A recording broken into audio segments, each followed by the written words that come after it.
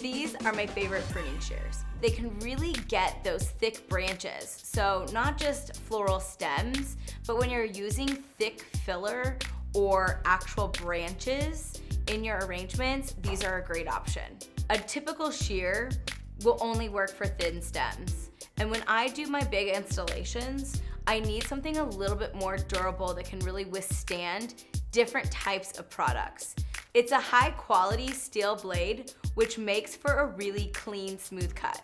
And that's important because you don't want a frayed stem. You want it to be clean to really soak up as much water as possible. I use it on a daily basis because this is my profession. So absolutely, I recommend it 100 times over and over for all florists. If you have fresh flowers in your house weekly, I also would think this would be a great tool for you to have on hand because it would last longer than really doling out your other shears. What's also great about this product is that the shears lock.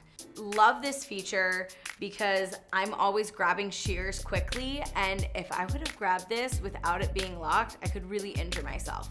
I've been using this brand for 9 months and I would die without it.